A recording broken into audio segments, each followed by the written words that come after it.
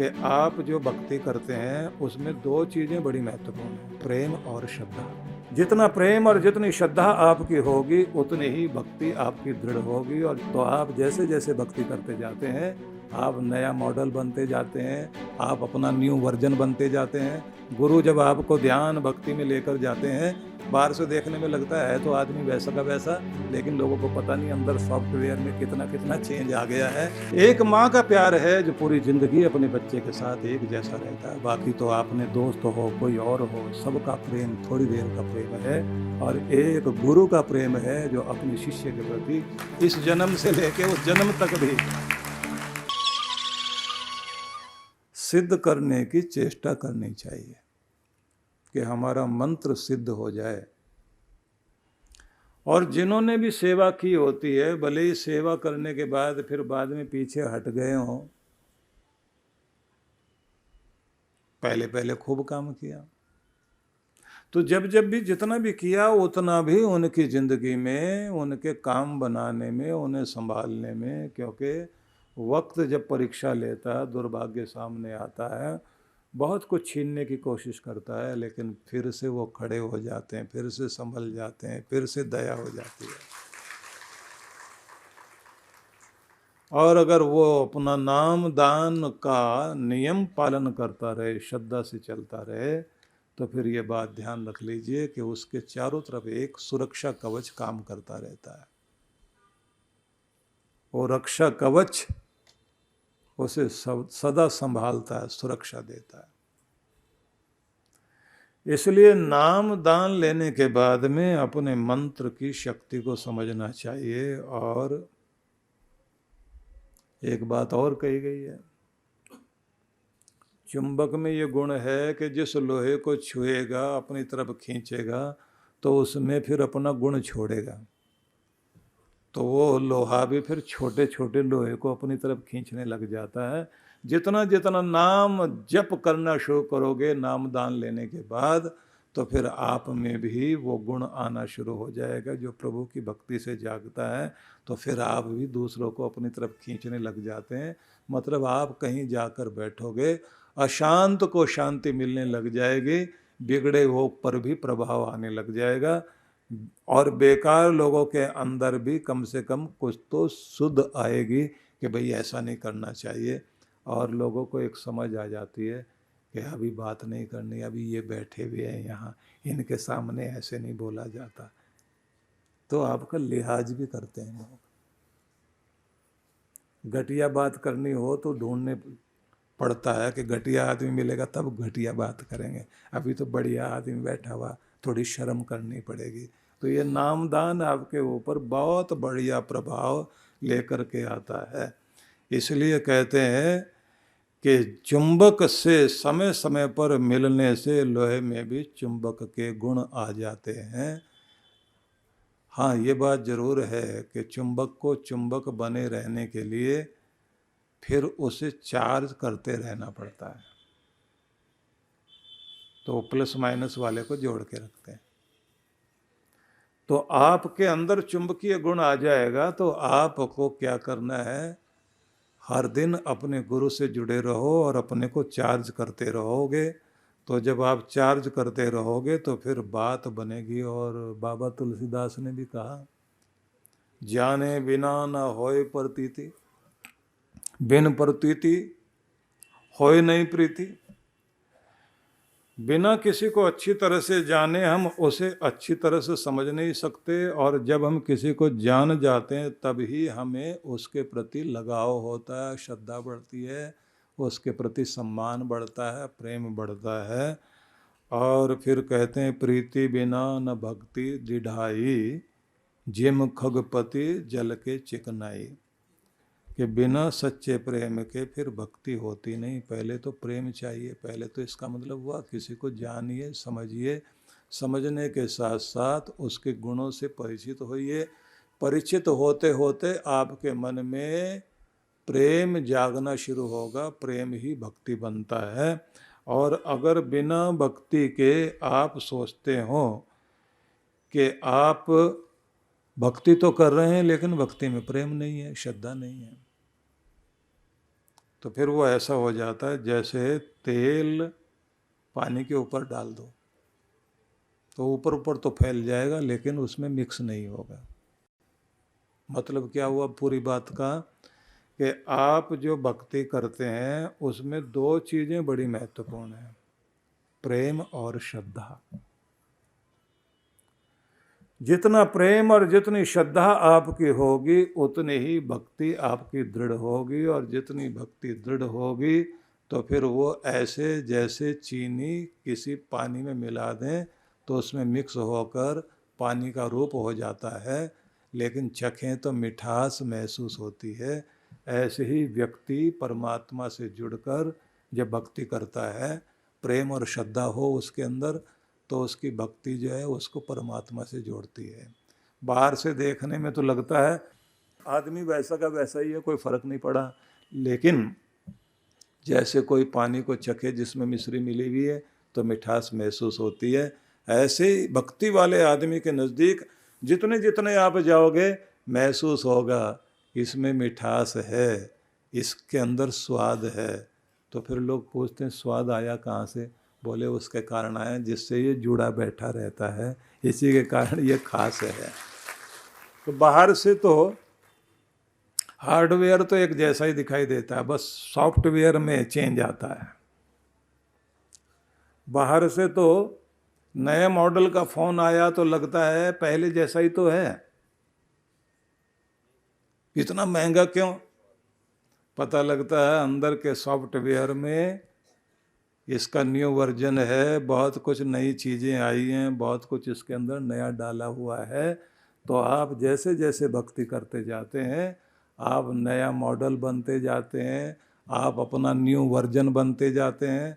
गुरु जब आपको ध्यान भक्ति में लेकर जाते हैं, बाहर से देखने में लगता है तो आदमी वैसा का वैसा, लेकिन लोगों को पता नहीं अंदर सॉफ्टवेयर में कितना कितना चेंज आ गया है।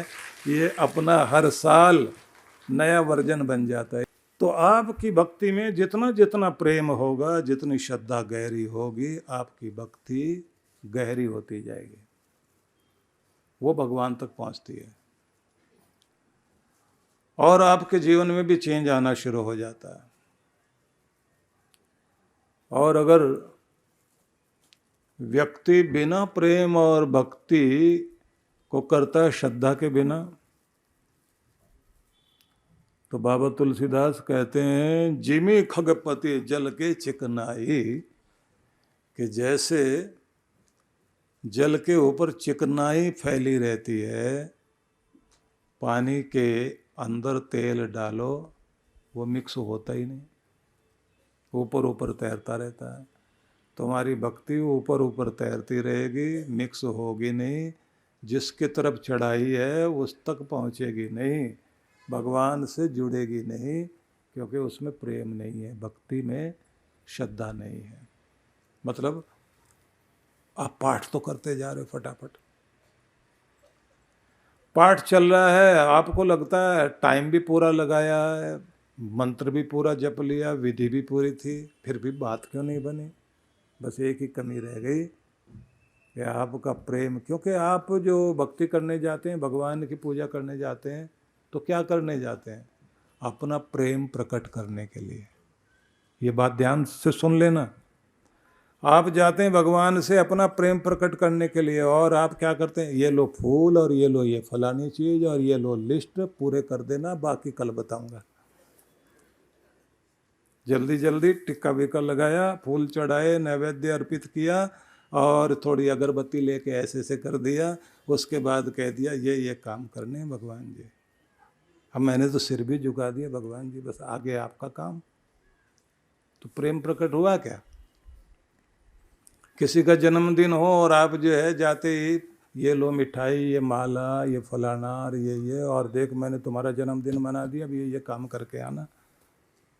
वो क्या करेगा? सारा सामान उठा के फेंक के मारेगा कि ये कोई तरीका है? मैं तुम्हारा गिफ्ट लेने बैठा हूँ, मुझे तुम्हारे गिफ्ट नहीं चाहिए। और कोई आदमी कुछ भी लेके नहीं गया, एक फूल लेकर गया, लेकिन बहुत प्रेम से दिल से लगा के बहुत प्यार से जाके दे के आता है। आदमी उसको गले लगा के कहता है कि तू सच में मेरा अपना है। ऐसा लगता है कि जैसे कोई पता नहीं कब का बिछड़ा हुआ है मेरा, एक हिस्सा यहाँ है और एक हिस्सा वहाँ है। आज दो हिस्से एक जगह इकट्ठे हुए हैं। तो ये जो प्रेम है, जब आदमी को आदमी से जोड़ता है प्रेम, तो परमात्मा से भी अगर कोई चीज जोड़ सकती है तो सिर्फ आपका प्रेम ही भगवान से जोड़ सकता है और कुछ भी नहीं। तो भक्ति करने के लिए बैठे तो आप ये समझें कि मैं अपना मान, अपना प्रेम, अपनी श्रद्धा अपने प्यारे ईश्वर को अर्पित करने के लिए आया हूं। और प्रेम की बात प्रेम पूर्वक कहो और शांति की बात शांति पूर्वक कहो। मैं तो कुछ लोगों को देखता हूं जो शांति के लिए भाषण दे रहे होते हैं, इतने जोर जोर से बोल रहे होते हैं, उनको देख के तो अशांति वैसे ही आ जाए। शांति की बात शांति से कहो ना, प्रेम की बात प्रेम से मीठे ढंग से बोलो। चीख चिल्लाने से शांति की बात होती क्या? और गुस्से से बोलने से प्रेम प्रकट होता है। और जल्दी जल्दी आप जो है कुछ बोल के चले जाएं। और एक प्रेम वो होता है जो थोड़ी देर का, एक वो जो सदा का। एक माँ है ना, माँ का बेटा, चाहे माँ 90 साल की है और उसका बेटा 65 साल का हो, इतना बड़ा बेटा और बेटे के भी आगे पोते तक हो गए हों, तो जरा सोच के देखिए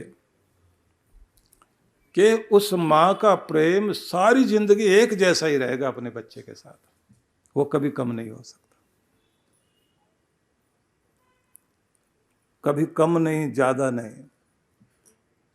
एक वो होता है अभी अभी जो है लड़की देखी गई और लड़की ने भी लड़के को पसंद कर लिया, सगाई हो गई। अब माँ बाप ने इजाज़त दे दी कि अब आप लोग आपस में बाहर जाके मिल सकते हो, चाय पानी ले सकते हो, घूम फिर सकते हो, फ़ोन पे बातचीत कर सकते हो। अब कितनी कितनी देर बात होती है, 4-4 घंटे तक, और किसी की तो उससे भी ज़्यादा फ़ोन का बिल बढ़ता जाता है। शादी के बाद 4 मिनट भी बात होती है क्या? एक माँ का प्यार है जो पूरी जिंदगी अपने बच्चे के साथ एक जैसा रहता है। बाकी तो आपने दोस्त हो, कोई और हो, सबका प्रेम थोड़ी देर का प्रेम है। और एक गुरु का प्रेम है जो अपने शिष्य के प्रति इस जन्म से लेके उस जन्म तक भी। ये जो गुरु की सेवा में आके लगते हैं तो ये कोई एक जन्म की बात नहीं होती, पिछले जन्म में भी कुछ सेवा की भी होती है, कुछ किया हुआ होता है, वो आके लगता है। भगवान जहाँ से छोड़ते हैं वहीं से हाथ पकड़ करके आगे लेके जाते हैं, जिससे व्यक्ति के सारे जन्मों के पाप ताप कट के उसकी जो है सही गति हो सके, उसको फिर भटकना ना पड़े दुनिया में। इसलिए बहुत श्रद्धा भावना के साथ में अपने गुरु के प्रति भावना बनानी चाहिए। और गुरु जो आपको मंत्र दे, जो विधि दे, उस विधि के अनुसार आपको बैठना चाहिए। अब क्या क्या करना चाहिए जल्दी जल्दी बताता हूँ। पहली बात ये ध्यान रखिए कि जागते ही आपके मन में पहला विचार भगवान का आना चाहिए। आँख खोल के पहला दर्शन भगवान का करो। पहला वचन मुंह से निकले भगवान का मंत्र या उसका कोई शब्द निकलना चाहिए। फिर ध्यान से, जागते ही पहला विचार परमात्मा का, पहला दर्शन भगवान का, पहला वचन भी भगवान का, पहला कदम भी उठे तो भगवान की तरफ जाके, और जिसके आगे झुकना भी है तो परमात्मा के आगे। याद रहेगा ना, जैसे मैं बताता जा रहा हूँ, कोई बहुत कठिन बात नहीं बता रहा हूँ, ध्यान से सुनते जाना और अपनाना है। अगली बात, आपके दिन का पहला भाग, पहला वक्त किसी और का नहीं है। जिसने ये वक्त दिया, जिंदगी दी, अवसर दिया, उस परमात्मा के लिए ही पहला समय अर्पित करिए। कमाई का प्रथम भाग भगवान का है, उसका उसे दे करके फिर आप जो है बाकी पैसे को यूज करना। अन्न का पहला भाग हर दिन जो बनता है उसमें से छोटा सा टुकड़ा मिठाई लगा के, थोड़ा घी लगा के अग्नि को जिमा दीजिए, देवताओं को अर्पित कर दीजिए। याद रहेगा ना जैसे बता रहा हूं, फिर से पक्का करिए।